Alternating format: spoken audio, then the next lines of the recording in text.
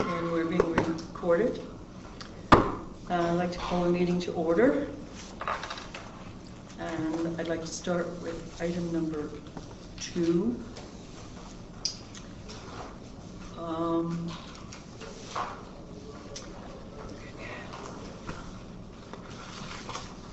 I'll give some remarks first of all. It was a great pleasure. Where are we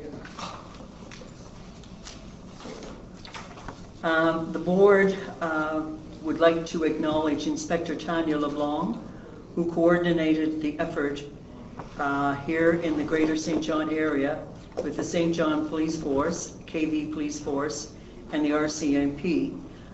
It was called the Law Enforcement Torch Run Highlights. It happened a couple of weeks ago, and a total of under $2,000 was raised for the Special Olympics. So congratulations to Tanya LeBlanc, all the runners and the walkers. It was a great event. Yeah, it was really, it's a good demonstration of collaboration between our force and the KV police force. It was nice to see our CMP out, right. Everybody out kind of as one team. Well done. Which is great. Everybody was together. It was great. And there was multiple fundraising initiatives undertaken to come up with that. To combine, to make up for all that $1,970, I think right. It was, right? So, which is great. And we also have the DARE graduation class will be honored by the attendance of the graduation ceremony to be held at the Imperial Theatre on Friday, June the 10th at 10 a.m. And there are over 200 grade 5 area students who will graduate on this date. And the students and parents and teachers look forward to seeing everybody at the ceremony. This is such a great event. The DARE program has been going on for, I'm not sure of how many years, but quite a few years, maybe 10, 15 years? Yeah, about 15 years, so it's great for the younger people. Inspector Parks is on the board. Yes, that's right, Inspector Parks. So he wants everybody to come. He's been a great supporter. That's right, very much so. Great, okay, so we'll start with item 2, which is the approval of the minutes of May 3rd. I'll move to approve the minutes. Anybody second it, please? Seconded. Okay. Item number, adoption of the agenda, June the 7th. Disclosure of conflict of interest. Anybody with a conflict of interest? No? Okay. No delegation. Committee reports, none. Consideration of issues separate from consent, none. 9.1, the internal monthly report. Thank you, Madam Chair. The internal monthly report was that we had 3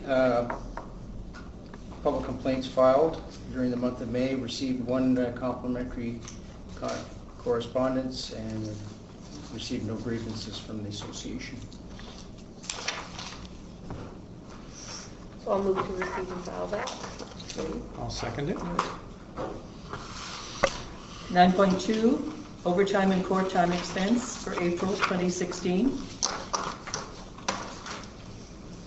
Thank you, and I'll let Marvin speak to that. Robert Corsan. Thank you. The report for April 2016 is straightforward. One of the things you're going to notice that we did for April's report is we took out the extra duty. We took out the extra duty revenue, took out the extra duty overtime expense. So what you're seeing now in these numbers are the actual overtime expense charged for operational. We're able to code that out now, and we're going to pull that out the extra duty overtime, so that it's not inflating our overtime cost or skewing the numbers here. So as of April, we moved all that out, so the numbers you're seeing now are actual operational expenses for overtime. So you'll see for April, we're just slightly over budget by about $8,000, which is good news, considering what our overtimes looked like before. And for Year-to-date for April, we're $125,000 over budget. And again, this is the expense side. And we always caution you on looking at the expense side because it includes payouts from up to 6 months that can come from the previous year. So I always try to refer to the next report to give you a really good picture of what the overtime utilization is. But again, we continue to provide this report to the board on the expense side. On the court side, that's very straightforward. There's nothing skewing the numbers here. It's the actual expense for court. And for the month of April, we're slightly over budget by $5,300. And year-to-date, we're just $12,000 over budget. But again, there's no major files going on at this time that cause our court time to be much higher. That's not saying we go into the year if there's a major file or a major court, we may incur that cost. So we're in good shape on the court time, and we're doing really good on the overtime, considering, again, we're back from shifts. So that's, unless there's any specific questions on that report, I would ask that you receive and file. I'll move to receive and file. Okay, 9.3, you did 9.3 at the same time? No, that was just 9.2, so I'll move to receive and file 9.2. Somebody seconded? Aye. 9.3, overtime hours utilization report, April 2016. Again, this is a report that really shows the board what was our available hours of overtime, what did we use for the month of April. You'll see for the month of April, compared to budget, we're 177 hours over budget for that particular month, and year-to-date, we're 822 hours over budget on our overtime utilization. If you go to the second page of the report, this really speaks to where's our overtime going. It's just, again, backfilling shifts. In the month of April, we backfilled 43 shifts, and year-to-date, we're up to 196 shifts, which that's continuing because until we have infusing more bodies into the organization, getting them contributing, our overtime is going to continue on the backfilling side. And I think that Deputy can speak to some of the activities. I just have a question about the numbers, just so that I understand kind of. So we, in the first overtime hours, the utilization report, those are hours or shifts? I'm sorry, which report? The utilization overtime hours. Those are actual hours. Those are hours, and then the next is in. Still in hours, but we've actually identified. Oh, I got it. Yeah, I see. 43 shifts, and the hours are 510. So the variance is 196. It's based on a 12-hour shift. Yeah. Okay, got it. Hours. But if you Total look hours. at the, That's the budget. if Yeah. you look at the got it. total hours for backfilling, the 2,347. If you go to the first page, you'll see the actual is 2,600. So there's for patrol. So there's roughly 300 hours that has been used for other things aside from backfilling. So that's where the focus of our overtime control. Right. Okay. Yeah, Follow what I mean I there? see it. I see it. Yeah. So there's not a lot of time spent working, It's really all. It's almost all backfilling. Yes. Right. Most of it has to do with training initiatives. Right. Yes. Which we Deliberately. did this. We're year. still trying to put a lot. So are we expecting, because we're putting the training in now, are we going to see as much backfilling? I know this summer is the summer. Like that's a challenge in itself, but There's no training in the no summer. training in the summer. But there's other, because everybody's on vacation Right. in those times. And, Right. so are we expecting in September there's going to be, are we doing as much training from September to like November? Yes, Okay, because we have carbine training again and Okay. and handguns. yeah, And we haven't got as many people out as we liked in terms Right. of firearms as every year. okay, So I think we had maybe a quarter of the people out, so. And active shooter, rapid deployment, we hadn't done that since 2009, so. okay. that's So very we're important doing to two put that things. done. We're doing the training and we're playing a little bit of catch up with the training. So we're just scheduling the additional training that's required, right? Well, unfortunately, it's more and more training that it's hard to keep up to, right? Right. With the resources that we have. Mhm. And, there's mental health initiatives coming, there's, and on. We have our 2MR training in Fredericton coming up, it's mental health. We're gonna train the trainers so we can bring officers back here to do that. Right. Train everybody. And then there's a interview and interrogation course coming up, and September is More officers for emergency tactical services. We're down, so we're putting on our own course, which is 5 weeks. We just got done in Bathurst and Miramichi. Officers were up there training them to for their force to bring it to the next stage. They were a containment team only. So we've got done that, so we're waiting for a post report there so we can send them the invoices from revenue. Right, so And, yeah, so so it's as just- we it's just on can, them. we're delivering our own or out, like delivering to other police. Absolutely. Everything that we can. You know, and So a lot of initiatives with the provincial government coming due. one of the media outlets asked a couple of months ago about, did you give training to all your members with regard to our newcomers? How have you trained them to deal with? Right.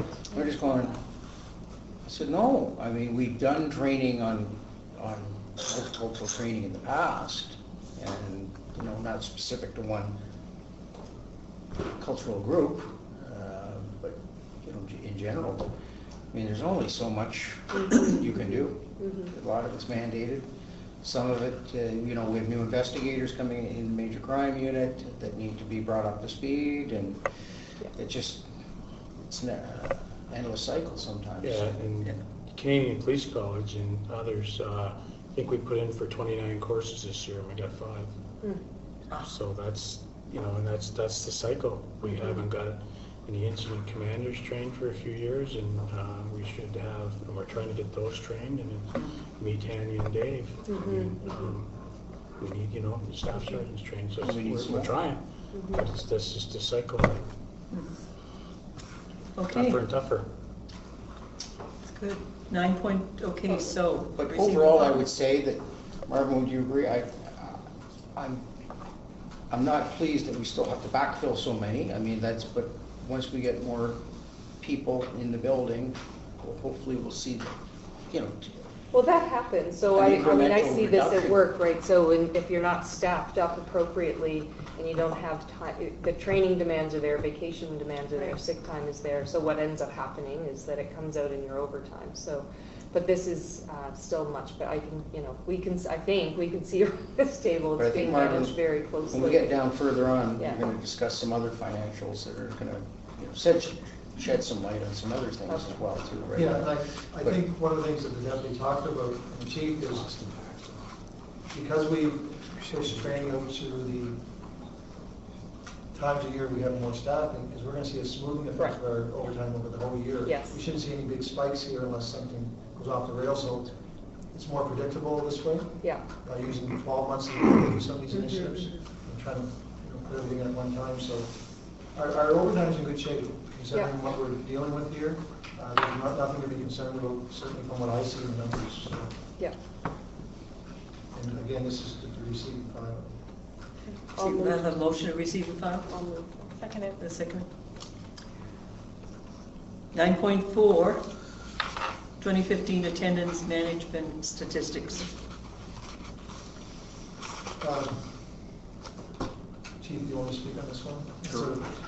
You offered it. At our last meeting, I said I would bring back reports to the board to give you an indication of where our sick time has been over last 10 years or so. And what you're going to see in this report, which is some interesting numbers, and what I did just for the board's background is I gave a definition of what innocent as absenteeism and probable absenteeism is, to give you an idea of what we sort of measure as things people can control and they can't control. If you go to the analysis part, one of the things that we used to track, and we still track, is we used to have a program in place that we would look at employees that miss 0 sick days all year, and then people that miss 5 days or less. And if you go back to 2010, that's actually 2009 was a critical time because we made some changes on how we were doing some recognition here. But you're going to see that back in 2010 and before, we were averaging about 60% of our people were missing 5 days or less, which is remarkable stats when you think about that. In a 24/7 operation, they're missing 5 days or less.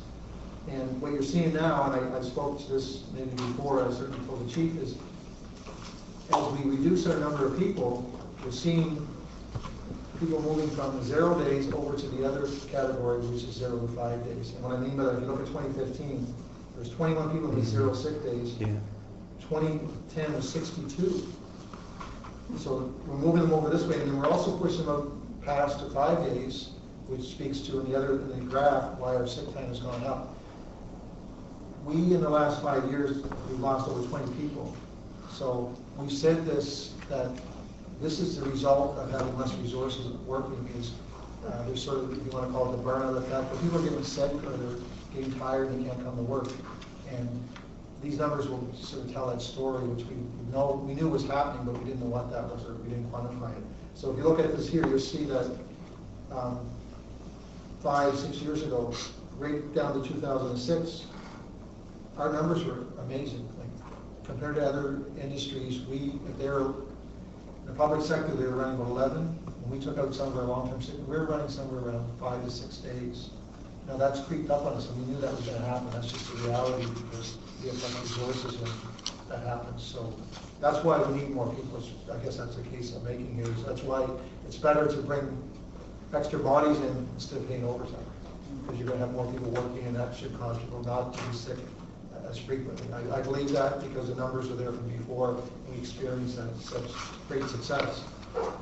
If you go over to the second page, or the third page of the report, and I've done this report for a number of years, is what we always done is we identified what are what we call long-term sickness that would always skew our average. And what we did years ago was said, let's take anyone that's exceeded a 10-week period. This is a continuous 10-week period that they've either been out in a heart attack or serious injury or surgery. Let's pull them out of the mix because they're skewing the numbers as far as our average. If I take that out of there, our average is about 9 days a year. We were down 5.5 probably back in 2010 or so. So it's not only long-term illness, it's just, but we're talking averages. So when you take 20 people out of the equation, the average is going to go up. I mean, that just goes without saying. And what I've done here, just for the board's sake, is I said, okay, let's break them down by police officers and by civilian and management. In 2015, what we call our day staff, 8-hour people, there was only one officer that was out for an extended leave for 43 weeks, and that was a long-term serious injury. On our 12-hour staff, which are platoons that work around the clock, there were 8 officers from the 12-hour shifts, and on average they were out for 23 weeks. So we had people that were out for an extensive length of time for injury or surgery or whatever. Traditionally, it's just the way it works out. We have not normally seen, because we don't have many, but management or civilian staff out for an extended period of time. The numbers always seem to be pretty consistent as far as people coming to work. The telling tale is on page 4 of the graph. And what you'll see here is, if you go all the way back to 2006, our average was, when I say the 10.4, every 6 days 10.4, that's all sick time and that's all the long-term stuff I talked about. There's 10.4. You fast forward to 2015, we're up to 15.2. And if I take the number of hours, the 23,000 hours, and let's say if I plugged back in the people we lost since 2011, which is 219 people. Just by adding those people back in to calculate the average, we've gone from 15.2 to 13 days. So just by losing 20 people, we've increased our average by 2 days as sick time goes. So just by pulling people out of the system, your average of sick time is going to go up. That's just a mathematical way things work out. So I wouldn't be so alarmed as far as the cost, because our costs for wages have gone up. What's really important here, I think, for the message is we've got to have an infusion of more people in our organization to maintain the staffing levels to have less people sick. Because we expected this as we started seeing people leaving the organization. And I would suggest to you, in 2016, I looked at some preliminary numbers, but we really need the whole year to look at it, is we're still going that direction. We need to stop that and start moving back to our good old days, if I can call it that, because we had excellent numbers, like the sick time. Our numbers in the entire city were the best out of all departments. I know that for a fact, because I compared everything. So I think that's where we want to work towards, getting back to having enough people working that we can manage our sick time. Do you ever get enough kind of a push-pull where there's a reaction to, sometimes a reaction to cost pressures is, okay, let's stop hiring, or let's stop filling the positions that are there, and let's use overtime to fill the need. is that financially cheaper to do? In the short run, can you get fooled by the short run? Yes, because we have mandatory levels we gotta maintain, right? Yes. So, those constraints are there, and we gotta manage those constraints. So, the only thing we can do, we can't run out and hire someone for 2 months and say, come in for our peak time and see you later. You can't do that, No, not we on don't this have scale. that ability. So overtime's our only option. Yeah, So that's always been a challenge for us. But I guess the other point I would make on this report, we are still doing all the things we normally would do to manage our sick time. I don't want the board to think that everything's come off the rails here. When people are sick, we talk to them, we try to get back to work like we've always done. Mhm. It's just that you've seen people going, when I use that category of 0 days, it's moved, it's going this way. People are taking a little bit more time off because either they're tired or they're working a lot of overtime and they're sick and they need that time to recharge. So that's the other effect of overtime. it can't go on forever. That's Exactly what you're right. saying, because Yes. So it's concerning, but we knew this was going to happen as you start to see people leave the organization as far as the numbers go. Because we still have the 10 and 12 on the platoons we got to maintain. yeah, Regardless if we have, there was a day, I mean, not that long ago, we had 25 people that were sort of on a platoon. We're more closer to 19 or less. You know, we probably lost at least 5, 6 people per platoon in the last 5 years working there. So that would just cause a problem by itself. Right? So anyway. and anecdotally, I think we've told the board that this was coming. We've felt it, we've seen it coming, and that's been part of the message that we've been delivering, and by Marvin going through this process, I mean, the numbers are there.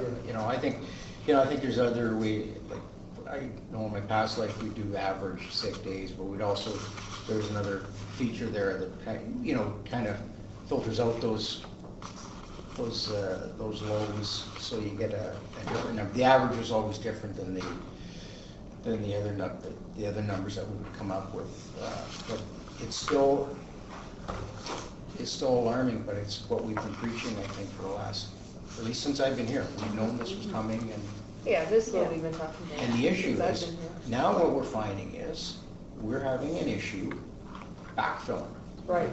getting people to come in to do the backfill.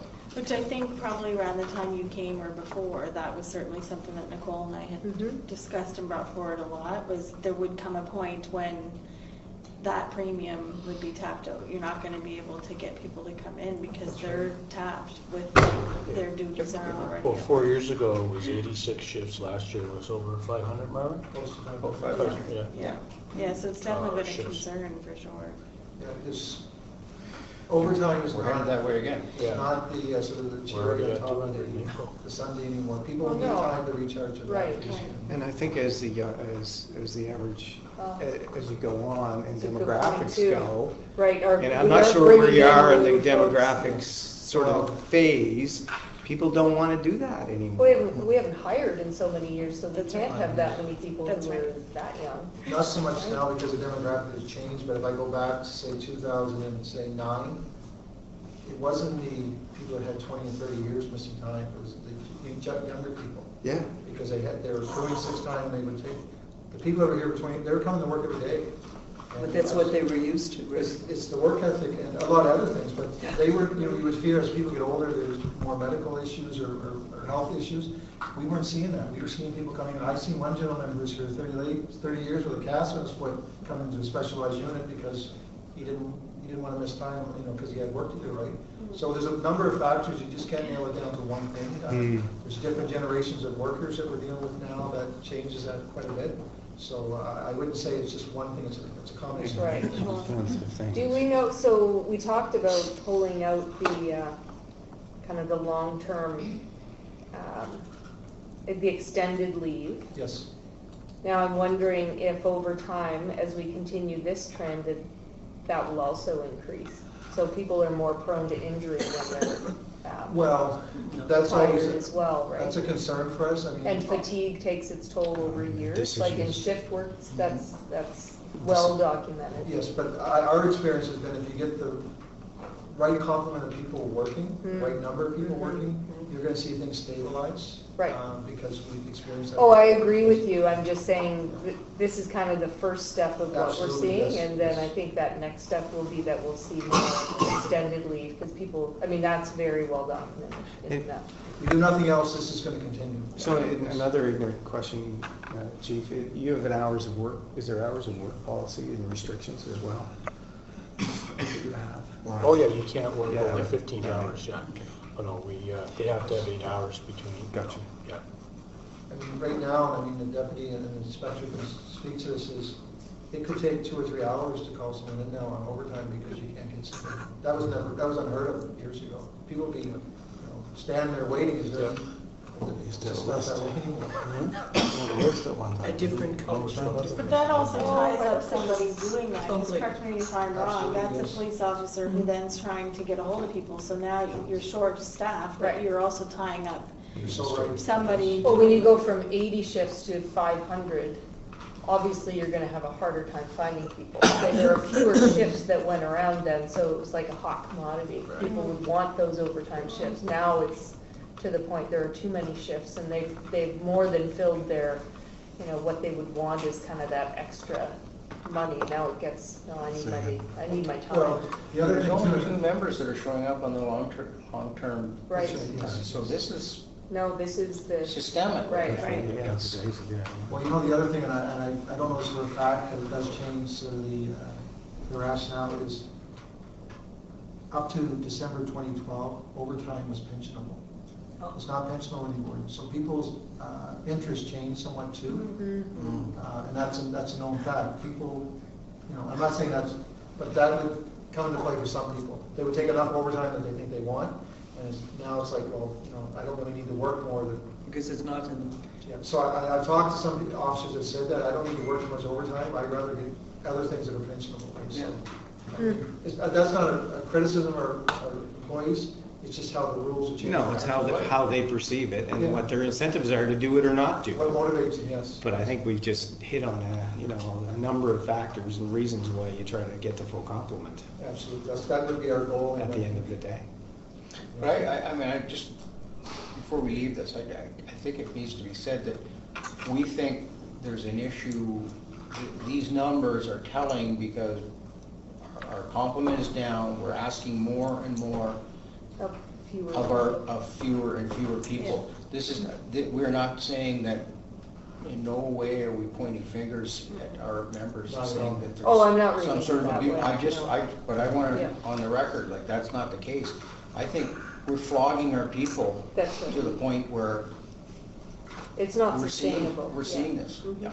Well, if I can use the analogy, because I know Commissioner Booger works in manufacturing, when you run your equipment to capacity over and over and over, it's what they call a shutdown, and you gotta do all that maintenance. What we're seeing is some people are doing it themselves, because we are running at capacity here, and that's gonna happen, so. If you talk to the police officers on the street, which I do every chance I get, it's the same. One guy told me, he said, I'm burned out. He says, it's affecting my home life, affecting my life here in the street. He says, I'm working 7 days a week. So. And I come from a professional services environment, and they want you to work out there in the 50, 60 hour range, and the people just at a certain point in time. The incentives are good. The incentives aren't there. The incentives aren't there. And it's not just It's the, families, That's right. for all those reasons you talked about, except for maybe minimum complement. we're not just talking at the rank and file. You look a number of years ago, the number of senior administrators that were working in the police department. Now there's a chief, a deputy, and 2 inspectors. There used to be like at least double that many. 7 assistant deputy chiefs, 2 Oh, yeah. deputies. So, I mean, it's everybody's, it's. how many impacting- deputies did we have? No, now. But he's as good as 2. We had 5 or 6 at one time. 7 assistant deputy chiefs. Did we have 9, Dave? At 9? So I'm just, you're just saying it's just the Right. whole organizations. Yeah, Yeah. okay, Different that's role. good, that's a very good report, thank you. And we will continue to bring this in annually to you, because unless you have a full year, it really, quarterly doesn't give you a good picture, so. No, I think this is good, this is timely, and I think this is a good time, because I think we'll continue to report out to council as well, probably mid-year, and so this all adds to This kind is of, part of you know, your- this is a big part of the discussion, I think, that we need to bring forward to the public through council. 9.5, So I'll, sorry. yeah, motion to motion, receive and file. receive and file. Second. 9.5, the St. John Police Force operating budget, April financial results. You're really picking on me tonight, aren't you?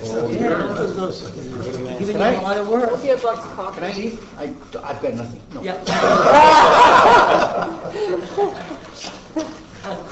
This, for the board, this is the April financial report, and the only disclaimer I would make on the police side is April for us is early in the year to really give you a sense of where we're going to get at the end of the year, so that's a disclaimer I would make here. But I would also suggest that if you look at the report itself, we're showing it as of April under budget by $231,000. That's our net operating expenses. I'll quickly go through sort of what are the key areas. We're just slightly above revenue expectations for April. Salaries and wages were under budget, which we expected only because we have not settled a contract this year. Overtime costs, we exceeded budget by $142,000. Quarterly, we're over budget by about 13. Our fringe benefits are slightly under by 48, and as you can see in goods and services, we're $142,000 under budget. On the goods and services side, there's still a number of things that we haven't purchased yet. The vehicles are still coming in that we've ordered. Typically, by the end of August, we have most of our, about 95% of our spending's done. And what we were able to do is come in at the end of August when we have the results and give the board a projection of where we think we're going to be at the end of the year. It's too early now for me to give that to you. I can tell you one thing, that we're in good shape right now from an April perspective. But we really have to wait till the end of August to give you a sense of where we think we're going to finish. Obviously, our goal even at the end of April is to come in with a balanced budget. We always attempt to do that, and I think so far there's no alarm bells going off that would cause me concern. But I always will say if something happens during the course of the year that's an incident or a major thing, it might cause concern. Nothing you can do. Unless there's specific questions on the report or any of the numbers, I certainly would try to answer those questions for you. But I think the board now is familiar with this format, and it's pretty self-explanatory. So the goods and service was a timing issue. That's correct. That's right. That's what I hear. It's not a push. It's not a delay because you're out in other budget areas. No, not So at this they've got- stage. The key one would be to finish up the acquisition of any vehicles, because as much as we made a commitment and we ordered them, until we paid for them, that's when we go through the financial statements. So when we actually put the bill in the system, we'll record that expense. So we use a procurement system, but until we know what that cost is going to be, that'll show up in the actual results. Aside from that, we pared back our goods and services so much in 2016, we'll still look for areas that we think that we're going to be close to being over budget, that we'll put some spending freezes in place, but it's still too early for that, because the last 2 years, because we haven't purchased things, we are going to see probably some equipment start. Well, that's what you were short about. You use that account to balance other stuff out, Absolutely, right? yes. So, a slang would be snow plowing or moving purchases out, perhaps, Yes. to help manage the overall situation. But you can't do that forever. To sometimes your point about the manufacturing plant it's not only people maintenance, it's equipment maintenance, equipment. Absolutely, yes. It's available. Gasoline, what was the predicted price on gas? Well, it's You have it in, or no, you don't have the unit cost, you have the No. specifics on what it's over or under.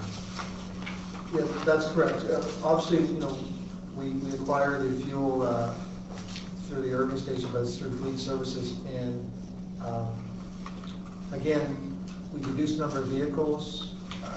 Sometimes it's, depending on how much idling's going on for the course of the year. There's a number of factors to the Chief's point about fleet utilization is a lot of times we project that based on what our actuals were previous years. but you can't nail that down because if you look at a car in the Eastern Division, they can run, they could have 300,000 kilometers in a car over 3 years. Central's a little less kilometers and stuff, so we can't do it by kilometer as far as budgeting for that. So in this particular case, at the end of April, we're showing it for $19,000 under budget, but when summer comes, it could change. So there's demand and price, right, too? That's right. And I don't know how much that will affect you. It really doesn't because we have a small fleet. Okay. Interesting, fuel usage usually drops though in the summer, because we have fewer people working. That's and correct, fewer yes. cars on the road. And The the other usage thing- drops, the price always goes up because it's holiday time, but. In wintertime, you always have more idling going on. I mean, cars are running more because of, it's cold out and things like that. So in the last couple of years, we've been very fortunate, even though the fuel has gone up and it's been a few, not that long ago, we enjoyed some decrease depending on what the market's like. So that by itself, fuel has not been an issue for us. Even on the maintenance side, we've done well in the last few years because we've got introducing newer fleet units, which drives your maintenance costs down. So we're in pretty good shape there as well. Okay. But there's nothing in there that's glaring at us as far as would cause us concern. Unless there's any other questions, I certainly will try to answer them. It's great reports. And this particular case, this one, the recommendation is that the copy of this report be forwarded to Common Council. Wait. Oh, okay. So We need a I'll motion. move to send it and Yep. approve it. Somebody second File it? it. I'll second. Thank you. 9.6, 2016 PSCC operating budget. You're on again. Well, first of all, I'd like to say we hired 4 new operators. So any surplus that we're going to experience early on is going to be eaten up because we're going to see our overtime go down, and obviously we're going to use up any savings in the wage side. So that's a good news story for us. We're almost to reaching our maximum number of staff, which is a really good thing for the center. Revenue, we exceeded the budget. That's the timing on when we build our partners. Our biggest, our two biggest, I guess, customers we have is the provincial 911. We provide that service, but also Rossi. In the case of the provincial 911, all that's saying is we sent the bill sooner than when our budget was allocated for that month. So that over the next couple of months, that'll smooth out, and we'll see it in line with what we should be getting from these people. So that's not a big increase in revenue. It's just a timing of when the revenue has been recorded and when we budget for that. Salaries and wages, as you can see, we're 52,000 under budget. Overtime, we're over budget, but again, we've been using existing staff to backfill these vacancies on shift. As I said, May 3rd, we hired 4 new people. Fringe benefits are slightly under budget. And as you can see, goods and services for the center, we don't have a lot in the way of goods and services. Our biggest thing that we pay for is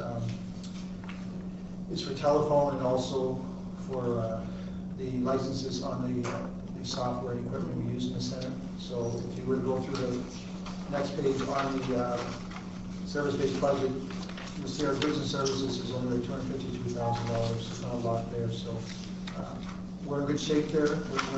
This will be the first year I would project that we're going to be closer beyond budget, and you won't see this type of surplus that we've seen before, because we're going to have our staffing level we want to be. So again, if there's any specific questions on the center, I would be able to answer them for you. That's good. Thank you very much. So do we send this one as well? No, this one- This one we just receive and Receive and file? file. Okay, so I'll move to receive and Okay, file. somebody second it? I will. Thank you. Want a motion to, anybody else have any, no communication? With that, have a motion to adjourn. Seconded? I'll second it. Thank you.